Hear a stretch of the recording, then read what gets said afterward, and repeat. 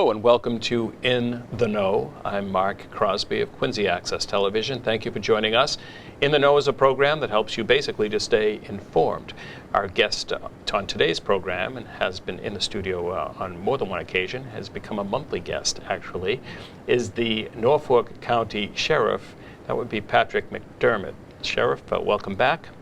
Seems like I was just here yesterday. It might have been. Keeps flying by, and look forward to it every month and getting the word out about what we're doing at the Sheriff's Office. Thank you. And we, of course, know that this program does get picked up by access centers throughout the county. Which is fantastic, and we look forward to working with you continuously on that, because it helps out get the word out and saves me from running around to 28 towns. Which you could possibly do.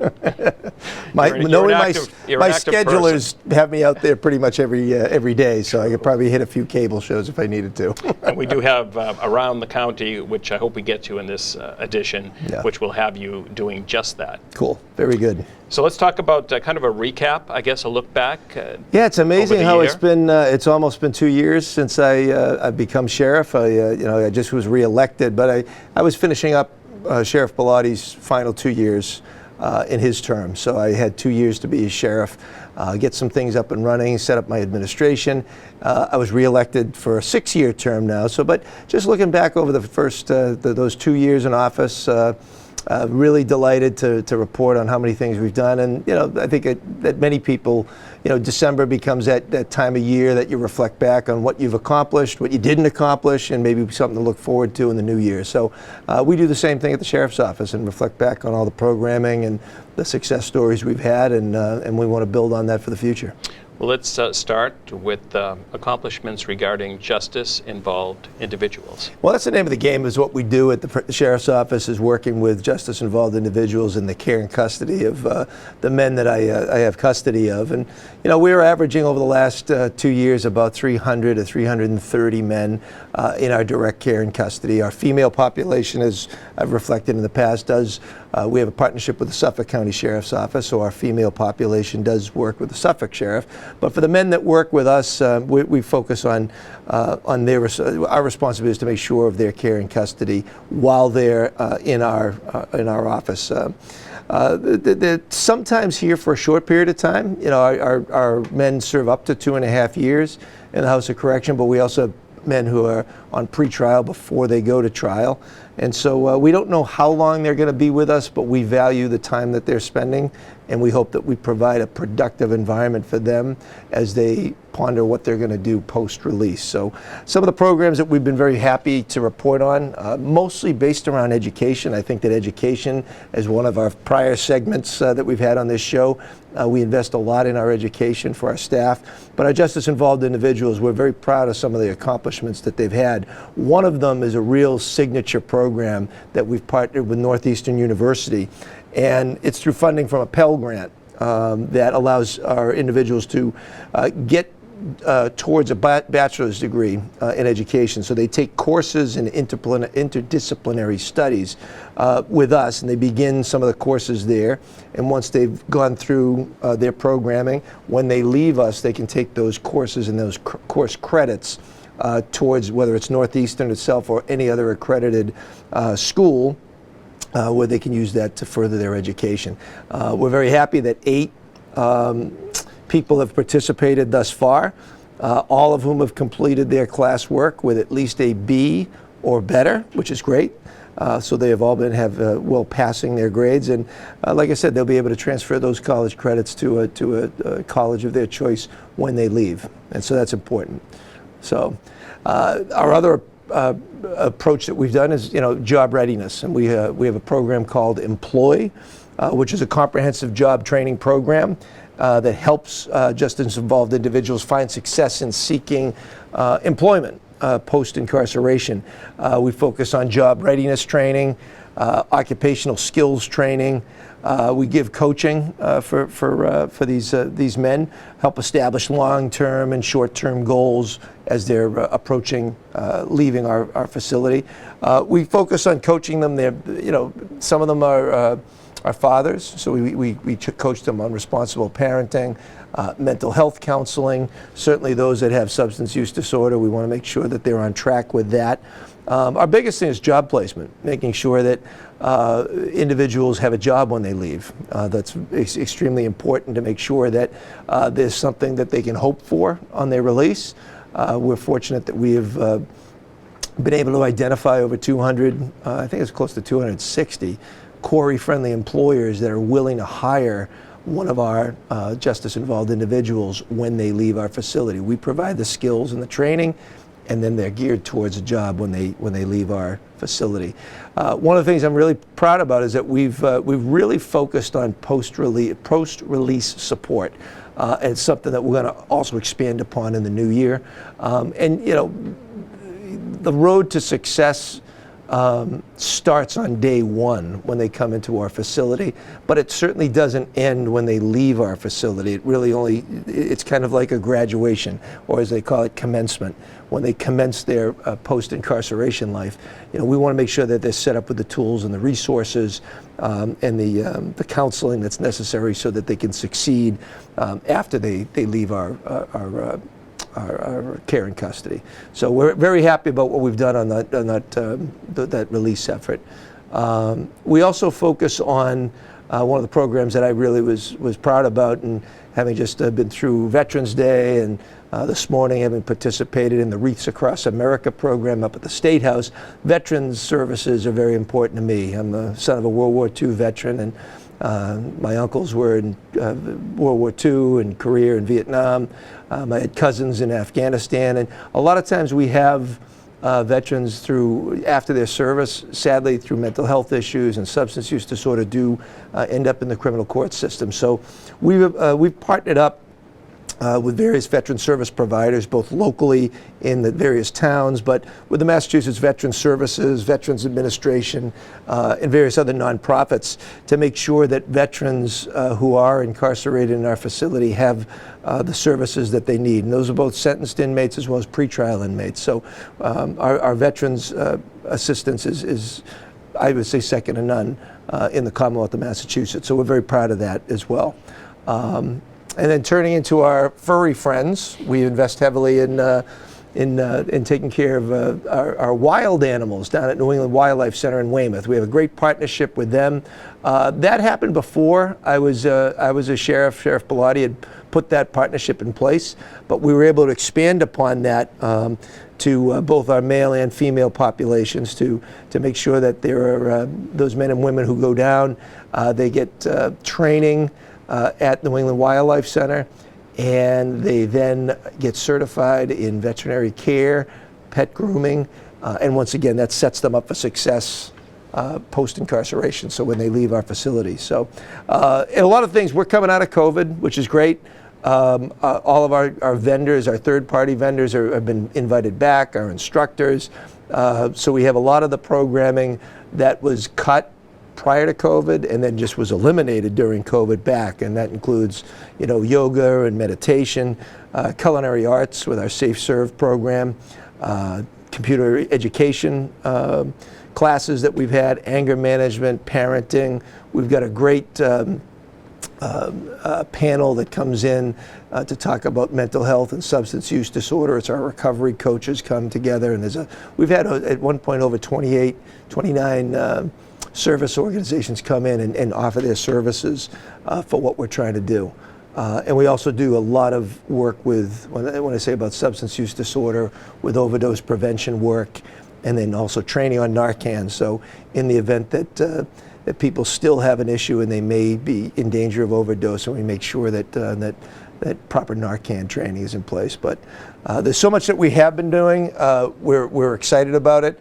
We know that we can build upon it in the future, but looking back over 2 years, it's amazing what our staff has accomplished, and I'm really proud of the efforts of so many individuals that have done it and that's what we're there for. We're there for these men and women who have, for whatever reason, gone the wrong path in life, and we need to reinvest in them.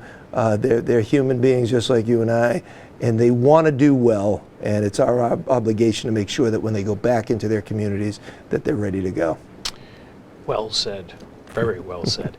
Let's talk about accomplishments in the community. Yeah, so community outreach isn't just something that we do in addition to our work at the Sheriff's Office with our justice-involved individuals. Something we do because of our commitment to these men and women who serve.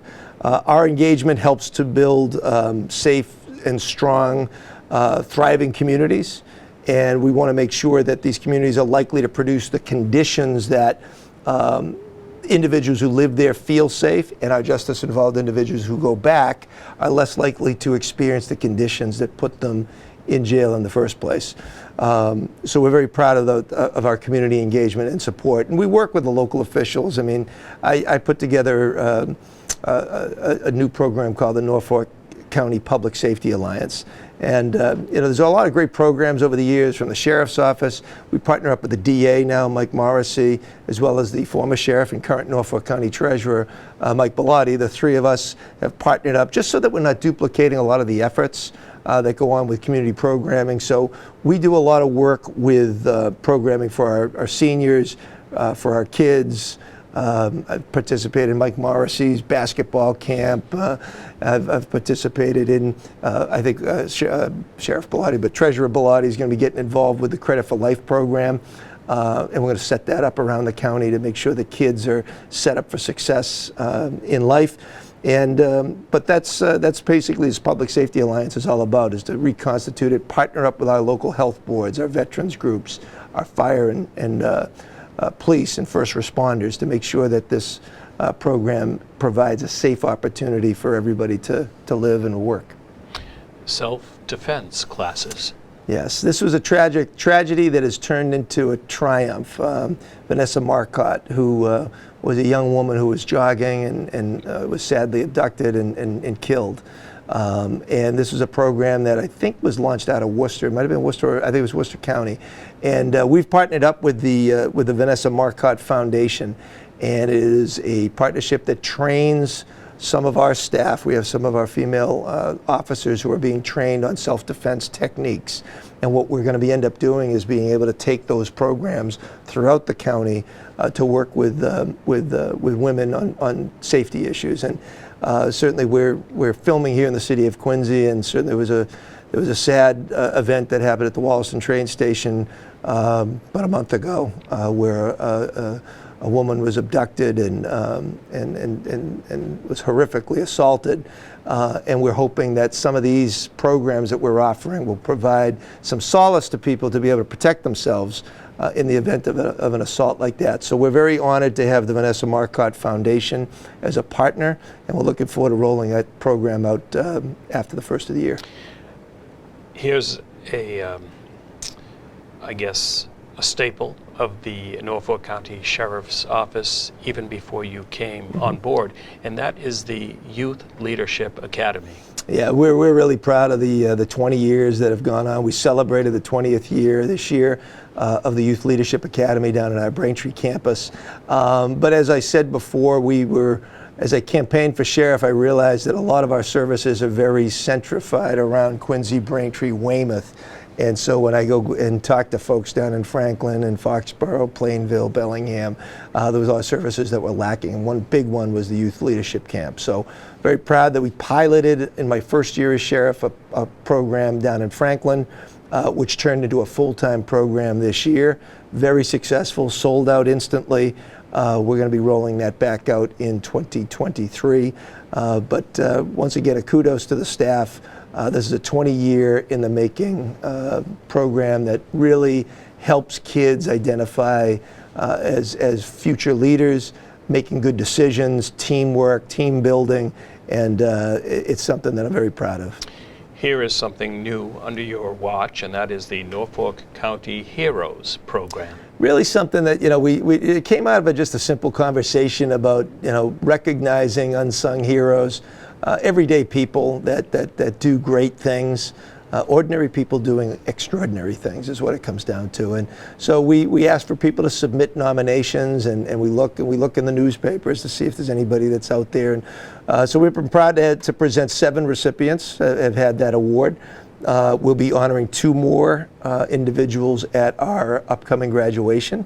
And if anybody wants to nominate a neighbor, a family member that might be doing something, or just any act of kindness or goodwill, go to our website, norfolksheriff.com/Norfolk County Heroes. And we'd love to have your nominations. And we love when they come in from all over the county. And when individuals support, those ones mean the most to us. Sometimes we find these individuals through the media, but when a person gets nominated by one of their neighbors or just somebody in the community that knows of a good service, it means that much more. And congratulations to all those heroes.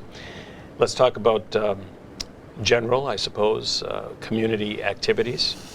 Yeah, we've been busy over the last couple of years working with the local communities with numerous things. I mean, I finally reflect now that it's freezing out, but our spring cleanups are very popular.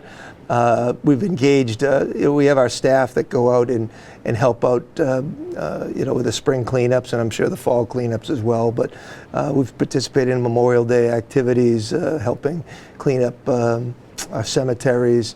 And it also gives the opportunity for some of the men who are involved in our care and custody get out in the community and help with those cleanup works too.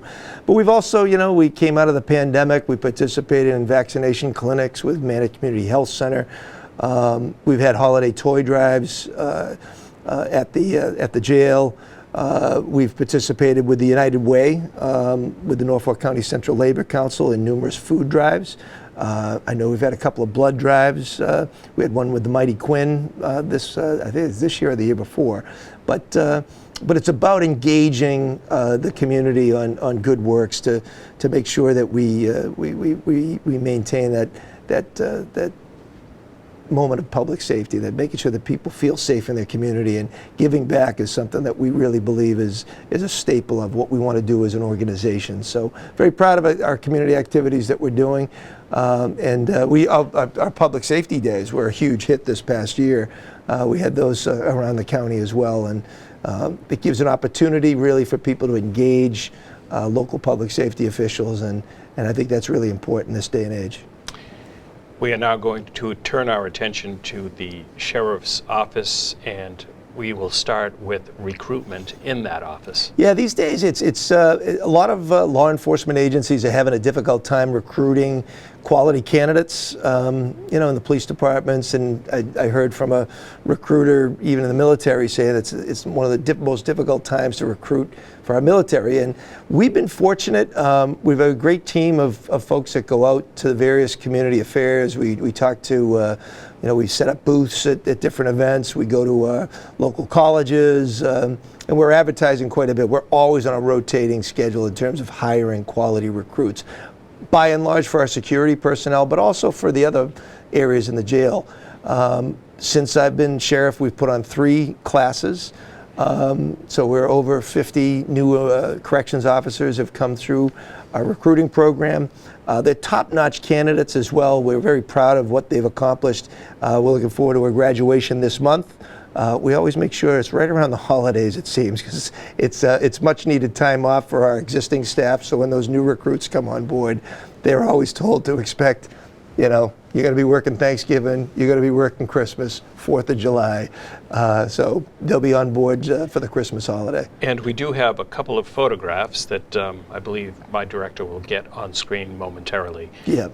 Yeah, they go through scenarios. Yeah, they go through various scenarios because our officers are required to obviously it's not just simply watching over the inmates, but sometimes it's certainly health issues. We have to make sure they're properly trained on CPR and first response.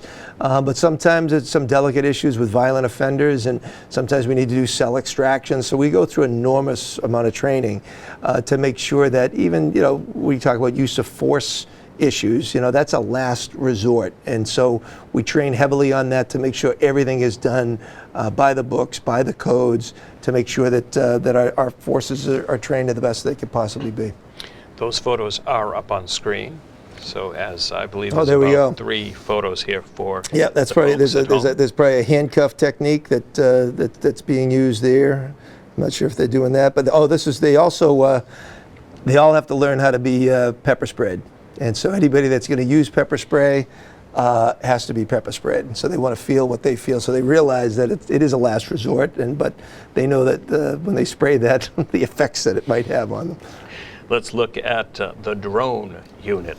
Yeah, drones are, I saw technology early on as something that I wanted to invest in. And from a public safety standpoint, drones are an enormous resource for a variety of things. We're partnered with a regional team called Metrolec, and so we get sent out on calls quite frequently on missing persons, search and rescue, barricaded suspects. There's a whole host of things that drones are used for. And but we've been able to purchase some high-end drone units. It's a very complicated program to put in place because the users of the drones have to be federally licensed through the Federal Aviation Administration. So our officers go through a comprehensive training, get certified individually before they actually can operate our drones. But we're expanding that unit. But I'll tell you, it's been called out numerous times since we've put it in place. Many chiefs of police have lauded it as a godsend because it saves lives too. You don't have to send an officer into a hot situation. You don't have to send a canine into an operation. You can send the drone in there, and if the drone unit goes down, we can always purchase another one, but we don't want to see a loss of life. That brings me to the K9 unit. K9 unit. And of course, we will talk about Eddie and Chloe in this section. We have a great, we've invested, we turned over all of our K9 units, and we retired some of our canines when I first came into office, but we made sure that we wanted to add. The canines are an unbelievable resource when it comes to narcotics. Our dogs are trained now with marijuana not being an illegal substance anymore. They're trained as narcotics dogs, non-marijuana dogs, and they detect. They do school sweeps. They've been called out on traffic stops, and so our canines, Jack and Lucy, are doing a fantastic job for that. We have a new ballistic dog, a passive ballistics dog. Which is Charlie. And Charlie is trained up accordingly to look for ballistics. We have a friendly fine dog that's, I think, finishing up his training. His name is Pal. Very simple, but we all call our dogs pals, and that's his formal name. So Pal is actually a friendly fine dog, which we're excited to have. And we do have our two comfort dogs. One is Eddie. Eddie is the most active one. His sister Cleopatra, who is my personal dog, who has been trained as a comfort dog, will start up very soon. We're finishing up her training. She's still learning a little bit, gets a little crazy in crowds, but she'll be going into seniors and hospitals and coming out with me to schools to visit our kids. So our K9 program is up and running. We're very happy to have it there, and it's a real great resource for Norfolk County. We hope to see Chloe in studio. We did see Eddie. Yes, Eddie. Cleopatra will be here, and she will make her grand arrival. Very good. Let's talk about audits. Yes, I mean they're not glamorous, but audits are an opportunity to kind of give a reflection on how well we're doing or how well we're not doing. And I'm proud to say that we make sure we're audit ready every day. I drill that to our superintendent, our executive team, all of our shift commanders, and our staff. We should be ready at any given moment if somebody walks in the door and said they're from the Commonwealth of Massachusetts or the American Corrections Association, the American Jail Association, spot checking or formal check. We should be, and we're very proud of the fact that we have a clean facility, one that's top-notch with training, and we're ready on any given day. And that culminated last summer in getting a perfect score from the American Correctional Association, which we're very proud about, and we carry that forward, but we realize it's a day-to-day issue. And so I know that the state auditor has been in the office. That's wrapped up, and now we have the Department of Corrections in there, and that should be wrapping up this month. But we're always participating in that because we can always get better. And I always say we're not always going to get that perfect score, but audits are there to kind of remind us of where we need to tighten up the ship. And I'm the first one in line to say, where can we improve? Well, congratulations on the work so far. So far. Let's talk about, and we do have a photo here, we have the Massachusetts Sheriff's Association, and you now are the vice president. Yes, I was elected by my colleagues. So we have 14 sheriffs around the Commonwealth of Massachusetts, and Every 2 years, they elect a board of officers, and I was very pleased. I've been very active in the group. I've been traveling quite a bit with around Massachusetts and throughout the country with the Massachusetts sheriffs, and so I guess that's been, I guess, reflective of why they elected me vice president. So I'm very proud to serve with the sheriff of Hampden County, Nick Cochi, who's in the middle of that shot.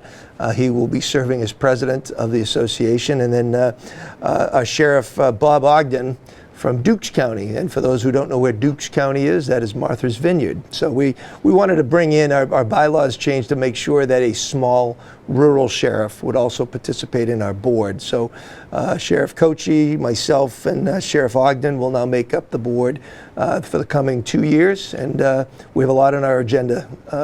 I just spoke with the senator from the Ways and Means Office, the Senate Chair, this morning to introduce myself and let him know that I'll be paying his respects in a couple of months as the budget gets going. Very good. Now it's our time to go around the county. So we have a little graphic that's going to play for us, and then we will let's go around the county. Travels around the county. Let's take the travel zone. Let's do it.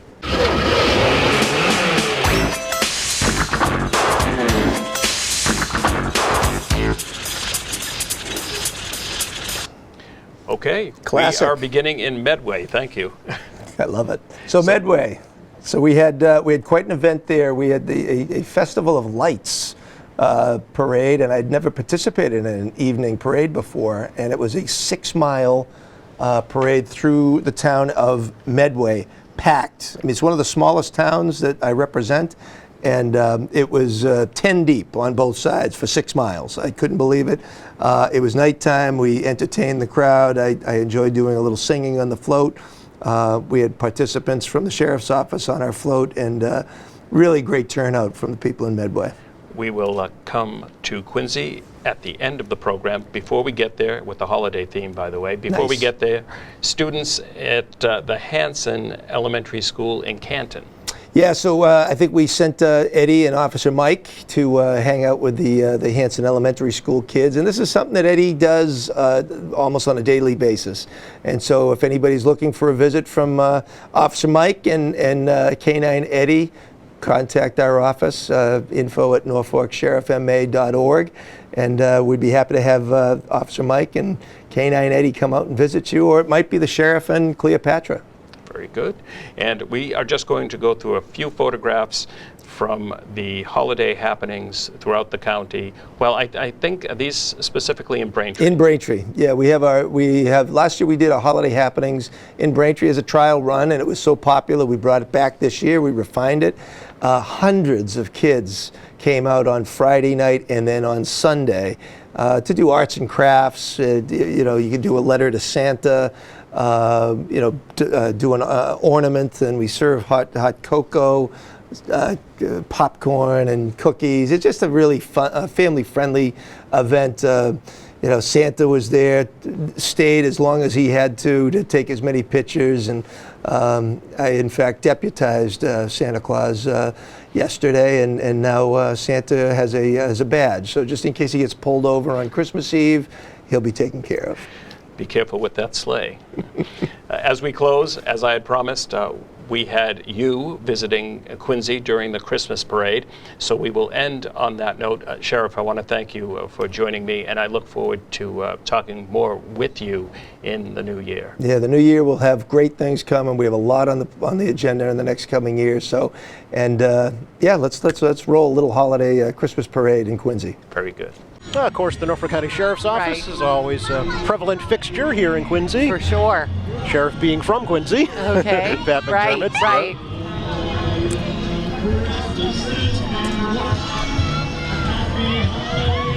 I would guess that would be the sheriff himself. Correct.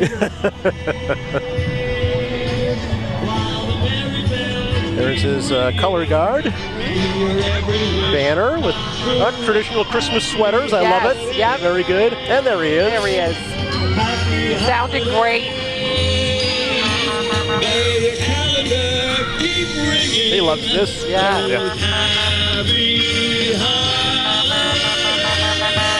And what a fun float. Terrific. What do you say, QATV? Another shout out. I love it.